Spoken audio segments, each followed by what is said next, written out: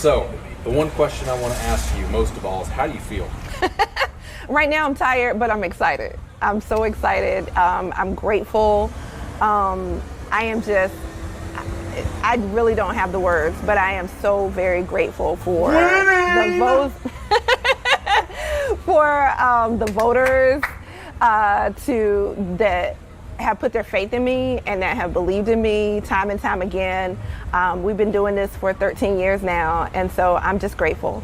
You know, I've never been in your situation. Obviously, you know, the people have spoken. They said that we want Angela and we want to keep her because you re-ran, right? Right. We were running for re-elect. Well, we were kind of running for re-election because this was a Senate race. So I was not the incumbent in the Senate. I have served 3 years in the House of Delegates, and all 140 members of the House of Delegates were up for election or re-election if they happen to be in, live in their old districts under the new district numbers, right? But for me, this was it was a whole new race because it's going into the upper chamber. Okay. So you're moving up in the big times. Right? Now we get to the big bucks. All right. So knowing that the people have spoken, the people have voted, and they said we want Angela, how can you even describe that in words? I said, what I said when I did my acceptance speech was that this was not my victory. This was really God's victory. I honestly believe that if this was where God wanted me to be, I would be. Y'all have a good night. I would be. I honestly believe that if this is where God wanted me to be, it would be where we would end up.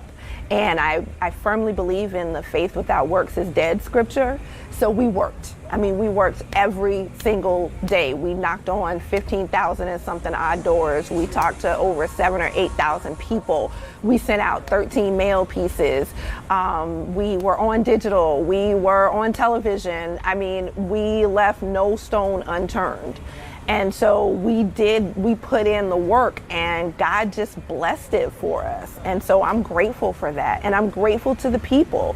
They believed in me 13 years ago. And this victory and this win says that they still believe in me. And I'm grateful for that. And then second to last question.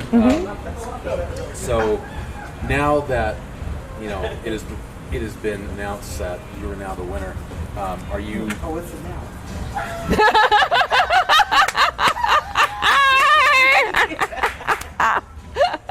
So, I spoiled the whole surprise. Right.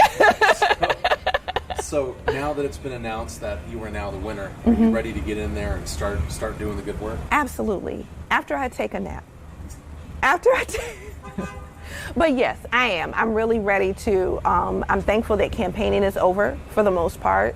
We will not have a Republican challenger, so November will be a little bit less stressful. We will still work to earn the vote of the people in November, but I am ready to do the work, and I get the opportunity to be able to do that now and not have to wait, because I am a delegate until June 9th, and then I get sworn in on June 10th to be the senator.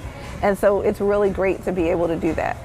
So this is just for me. This isn't for this or anything, because I'm genuinely curious. So since there's no Republican challenger, what there's no sort of race at all, or is it just? I'll be the only name on the ballot in November for the 21st Senate District. Okay, so people still have to vote then? Yes. Okay. Yes. So we'll have some campaigning to do. And out of respect for the voters, you never want to take people's vote for granted, right? You never, ever, ever want to do that, because people died for us to have the right to vote. And so to honor their lives and to honor their legacies, we want to make sure that we are taking that election process seriously. And now my final question, it's my favorite question to ask everybody.